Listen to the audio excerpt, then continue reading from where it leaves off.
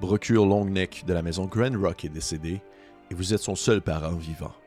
Dans son testament, Brochure vous a légué les mines maudites, le long de la longue ceinture d'astéroïdes, son village délabré et la direction pour se rendre jusqu'à la maison Grand Rock. Cependant, d'autres maisons naines cherchent à vous renverser et à prendre le contrôle de précieux minerais cachés dans les profondeurs de ces tunnels froids. Pour compliquer les choses, la plupart des galeries de la mine sont inaccessibles car elles sont hantées par les démons qui proviennent directement de l'enfer. Nettoyer, reconstruire, survivre. Aujourd'hui, je vous parle de Stoneburner. Et oui, bonjour, la communauté de coups critiques. Aujourd'hui, je vous parle d'un jeu qui est présentement en financement participatif sur la plateforme Kickstarter et dont j'ai reçu en fait le bêta du jeu en PDF pour que je puisse vous en parler. Il m'a été envoyé par son co-auteur, M. René-Pierre Desgélina, que j'avais déjà reçu sur la chaîne lorsqu'il était venu nous parler de sa plateforme web Fairy RPG, dans laquelle il a publié en fait différents aides de jeu pour les jeux de rôle, que ce soit des générateurs pour faire des fiches de personnages, des générateurs pour lancer des dés, ou c'est également ses propres créations dont Breathless, qui a eu une très belle popularité dans les communautés anglophones. Et il y a eu la gentillesse de m'envoyer en fait une copie de Stoneburner pour que je puisse vous en parler, puisque le jeu, au moment où vous écoutez cette vidéo, si on est en avril ou mai 2023, est en financement participatif. Je vais mettre tous les liens nécessaires dans la description de la vidéo, qu'on soit durant la plateforme, durant le temps de financement ou après aussi, je vais mettre les liens nécessaires pour que vous puissiez vous procurer le jeu si ça vous intéresse. Il est co-créé également aussi en équipe avec M. Galen Peugeot, je ne sais pas du tout si je prononce comme du monde de nom de famille, je suis vraiment désolé, qui est illustrateur et co-créateur, qui a fait en fait les illustrations de l'ouvrage, dont aussi je vais vous parler tout à l'heure. Et il y a également aussi M. Éric Lazure qui s'occupe de l'édition, qui est un concepteur de jeux et rédacteur indépendant, que j'ai déjà avec qui échangé, qui est aussi très sympathique. Pour vrai, encore une fois, messieurs, merci pour la copie PDF de Stoneburner. Je suis vraiment excité de pouvoir en jaser parce que c'est un projet québécois. C'est un projet québécois qui est en financement, qui est sur Kickstarter en anglais et qui déjà là, a vraiment une très belle lancée dans son financement, a déjà dépassé de loin la base nécessaire pour financer le jeu et ainsi proposer plus de choses tournant autour de ce merveilleux univers qu'est Stoneburner, mais aussi également autour de ce merveilleux système de jeu que je vais en parler dans quelques secondes. Côté thème, Stoneburner est un jeu de rôle science fantasy, donc c'est la technologie qui va rencontrer les thématiques plus classiques du médiéval fantastique. Le jeu se joue solo ou en équipe, donc il n'y a pas vraiment de maître de jeu. Vous allez co-créer ensemble les aventures qui vont se dérouler durant vos explorations avec vos compatriotes nains. Et le tout est inspiré par ce qu'on appelle la New School Revolution, où c'est pas vraiment de l'OSR, mais ça demeure des règles très simples. Ça demeure qu'il y a souvent un niveau de dangerosité qui est assez élevé. C'est beaucoup aussi dans l'interprétation et aussi dans la bonne entente, la compréhension des règles. Et le système en soi ne va pas prendre tout en charge pour faire du simulationnisme. On est vraiment très loin de ça.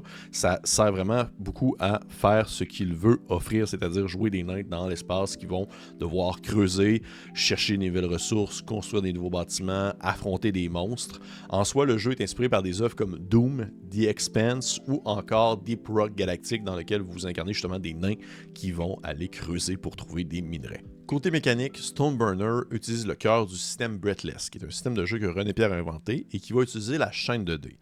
Lorsque votre personnage se trouve dans une situation risquée, il va utiliser une de ses compétences ou un objet qu'il possède pour pouvoir surmonter le problème qui se trouve devant lui.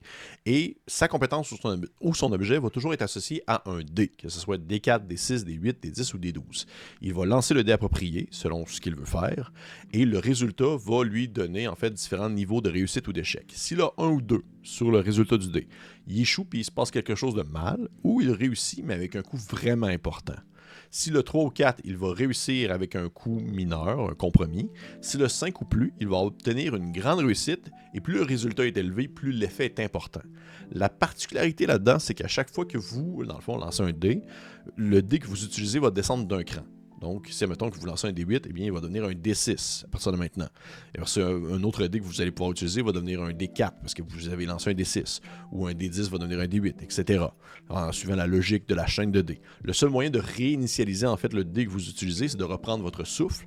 Mais lorsque vous reprenez votre souffle, il se passe toujours quelque chose. Dans un contexte d'un jeu Breathless avec un maître de jeu, celui-ci peut incorporer des dangers ou, on va dire, des nouvelles choses négatives qui pourraient survenir dans la scène.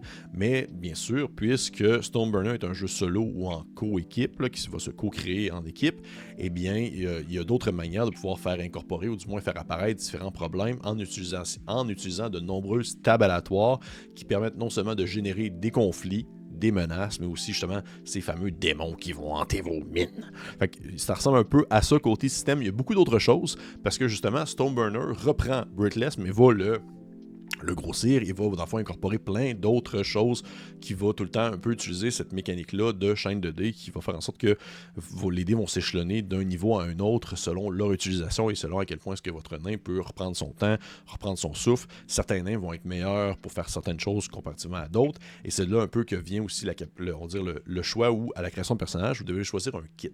Un kit, c'est la classe que vous allez incarner, qui est un peu votre type de personnage. Ça me fait un peu penser au playbook des PBTA. Il y a 5 classes en tout dans le livre de base. Chacune sont vraiment super différentes les unes aux autres. Il y en a un qui est comme plus un soldat, vraiment d'attaque avec un gun. Puis après ça, il y a un autre qui va être un enchanteur, qui va être vraiment plus une espèce de vraiment un nain plus classique, qui va utiliser la magie des runes, des choses comme ça. Et il y en a aussi un autre où j'apprécie beaucoup, c'est comme un personnage qui est plus en retrait un peu, qui est plus en support, qui va construire, c'est un nain qui va construire des tourettes qui va tirer en fait sur les différents ennemis. Le kit que vous décidez, le playbook ou la classe que vous décidez de prendre, va vous donner des capacités, des objets et aussi différents, on dit background en quelque sorte. Qu'est-ce qui fait en sorte que vous vous retrouvez là et c'est quoi vos objectifs, qu'est-ce que vous voulez construire et tout ça. Une fois votre personnage terminé, celui-ci va pouvoir se lancer dans l'exploration des mines hantées le long de la longue ceinture d'astéroïdes et tomber sur des richesses, des opportunités, mais aussi des dangers. Et des dangers, il y en aura. Parce que je pense que c'est vraiment là où je trouve que Stoneburner prend son envol, c'est dans, on va dire, la création d'une expédition. Quand vous décidez de créer un secteur pour pouvoir aller l'explorer par la suite, il y a vraiment une pléthore de tables aléatoires qui permet de concevoir tellement de choses, vraiment beaucoup de détails sur plein d'éléments de l'histoire de votre nain. Vous pouvez autant créer les différentes factions qui sont présentes dans la galaxie, les bâtiments de votre village, comment est-ce qu'ils sont positionnés les tunnels et les grottes dans les différentes mines, les monstres complètement générés aléatoirement, autant leur pouvoir, leur forme, leur particularité, puis le tout c'est que ça soit justement une surprise. Pourquoi est-ce qu'il y a autant de tables aléatoires? C'est parce que justement il n'y a pas de maître de jeu, fait il faut qu'il y ait vraiment énormément de surprises et il y a une très belle rejouabilité ainsi qui se fait à ce niveau-là. Les différents personnages non joueurs que vous pouvez aussi rencontrer au courant de votre périple, il peut être complètement généré aléatoirement, les objets magiques, et quelque chose que je trouve très cool, c'est que la conception d'un secteur va se faire en lançant des dés sur, par exemple, une feuille. Et ça, j'avais déjà vu ça dans Vast in the Dark, qui est un petit OSR que j'avais beaucoup aimé. Et dans le fond, les dés qui vont tomber pairs vont aller ensemble, et les dés qui vont tomber impairs vont aller ensemble, et ça va ainsi créer des zones hétéroclites dans lesquelles il va se passer différentes choses positives et ou négatives. Et là, vous allez décider qu'est-ce que vous voulez aller explorer, et une fois que vous le savez, qu'est-ce qu'il y a à tel endroit, mais tout de même, il y a d'autres surprises, parce que là, il y a d'autres tables aléatoires sur lesquelles vous pouvez lancer. Fait que c'est vraiment, pour vrai, moi, étant un grand fan de tables aléatoires, c'est le genre de choses que j'adore et que je trouve même que ça pourrait être utilisable en dehors du contexte de Stoneburner, bien que le tout est conçu dans la manière d'être utilisé dans le contexte de jeu. Côté visuel, Galen Peugeot, si c'est bien comme ça qu'on prononce le nom de famille, encore une fois, a vraiment un style très cool, très à lui, très duotone, dans lequel il y a vraiment, en fait, Stoneburner a vraiment son approche très grise et jaune or, ce qui, je trouve, va vraiment de pair avec le concept des nains spatials, où est-ce que c'est des individus un peu bourrus, un peu sombres ou sobres, mais qui sont à la recherche de pierres précieuses et des choses qui brillent. Et tout ça, ça paraît tout le long de l'ouvrage, alors que c'est surtout ces deux teintes de couleurs-là qui reviennent. Il y a même aussi, même au début du livre, il y a comme une intro qui est en effet de comic book avec des cases, tout ça. C'est dans des petites touches comme ça que je trouve très cool. Je ne connaissais pas M. Peugeot, mais pour vrai, son style est vraiment venu me chercher. J'ai beaucoup apprécié. Vraiment une belle diversité dans les nains aussi. Ce n'est pas juste des petits monsieur bourrus, costauds avec une grosse barbe.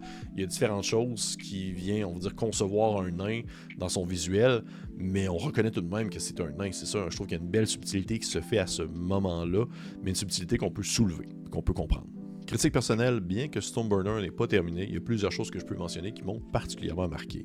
Déjà en premier lieu, le cadre, l'espèce d'ambiance Space Trucker galactique où vous êtes des nains qui doivent reconstruire dans l'espace tout en affrontant des dangers qui rappellent justement les jeux vidéo de Doom ou encore de Dead Space.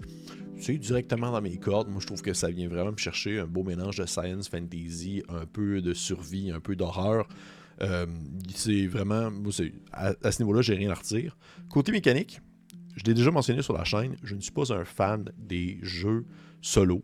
ni des jeux sans maître de jeu. Je suis comme plus classique, je suis un peu plus vanille à ce niveau-là, où j'aime bien, on va dire, la différence qui va se faire entre le maître de jeu et les joueurs. J'aime bien même une certaine asymétrie du fonctionnement des règles entre le maître de jeu et les joueurs.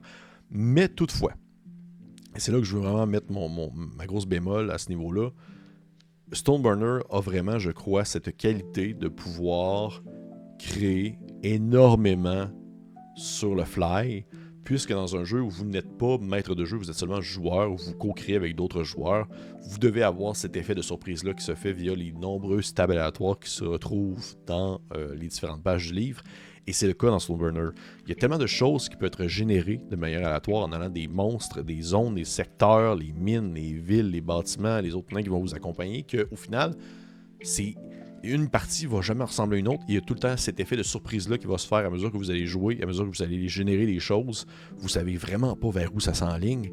Puis ça vous prend vraiment de court. Et il y a vraiment cet effet-là qui est laissé au hasard, qui va prendre la place en quelque sorte du maître de jeu, alors que tout de même vous avez des prises de décision à faire en tant que joueur, mais qu'il y a tout de même des choses que vous allez devoir laisser, on va dire, au destin, alors que vous allez lancer vos dés. Moi, je trouve ça très charmant, pour vrai. Je trouve ça super bien pensé, vraiment intéressant, même qu'il y a un point où je me dis il y a des choses là-dedans que je pourrais prendre et les utiliser ailleurs que dans Stoneburner, dans un contexte de maître de jeu, juste pour avoir des tables aléatoires, parce que je suis un mordu de tables aléatoires, et ce jeu-là, ben, il en a une pléthore, là. On s'entend vraiment de tous les types et de tous les genres pour générer absolument tout. Fait que pour ça, c'est mon gros highlight, c'est des choses que j'ai adoré dans ma lecture de l'ouvrage, bien qu'il en manquait, puisque le jeu est encore en bêta. Je suis vraiment curieux de voir le produit fini pour finalement me faire une image d'ensemble. Mais pour l'instant, ce que j'ai vu côté justement table et générateur pour pouvoir créer vos aventures, moi, je trouve ça complètement fou dans la tête, là. Et aussi l'utilisation des dés pour créer vos secteurs en les lançant sur, par exemple, une feuille, puis devoir dessiner autour pour, on va dire, faire relier ensemble les différents secteurs du jeu, les différents dés pairs ensemble, les différents dés impairs. C'est une très belle réutilisation du genre que je trouve qui se implante très bien dans la thématique de Stoneburner, qui est justement l'exploration d'une zone qui a déjà existé autrefois, ou du moins la reprise en main d'une zone dans laquelle vous voulez reconstruire des nouvelles choses et, on va dire, relever de ses cendres votre colonie en tant que nain. Fait que pour vrai, non, ça c'est très très cool. Les classes ici sont très chouettes, très différentes les unes aux autres. Il y a vraiment quelque chose de super rafraîchissant en fait, justement, autant dans la forme que dans le fond, autant dans le visuel de M. Peugeot, comme j'ai mentionné, que, on va dire, tout ce que vous voulez vivre comme aventure. On est très loin, autant on est très loin du classique Starfinder, sci-fi, mais aussi on est très loin du très classique médiéval fantastique. On est dans une espèce d'entre-deux mondes qu'on voit, je trouve, que trop peu souvent dans le monde du jeu de rôle, et que je suis très très enthousiaste de voir on va dire ce jeu-là, comment est-ce qu'il va se terminer, comment est-ce qu'il va se conclure, alors que présentement la campagne de financement, au moment où est-ce que j'enregistre cette vidéo-là, a pris une ampleur quand même assez importante, et je suis persuadé que le produit fini va être d'une qualité aussi exceptionnelle que tout ce qu'a pu entreprendre pour l'instant Monsieur René Pierre, et ça ressemble pas mal à ça, je vous dirais. Au final, je peux pas non plus justement avoir une conclusion définitive, mais c'est sûr que je vais potentiellement faire une autre vidéo lorsque je vais vraiment avoir complètement l'œuvre devant les yeux pour pouvoir peut-être faire une mise à jour sur certains éléments, s'il y a des choses qui m'ont accroché ou s'il y a des choses que j'ai trouvé encore mieux, alors que simplement ce bêta-là, j'ai trouvé que c'était quand même assez super avancé et assez fou. Donc, si ça vous intéresse, je vais mettre les liens menant à la campagne de financement active dans la description de la vidéo. Si jamais vous écoutez cette vidéo-là trop tard, comme je l'ai mentionné aussi également, je vais mettre les liens menant aux différents réseaux de René Pierre afin que vous puissiez voir ce qu'il a fait ou justement pouvoir vous acheter ce jeu-là s'il est accessible. Et pour les autres, on se dit à la prochaine fois.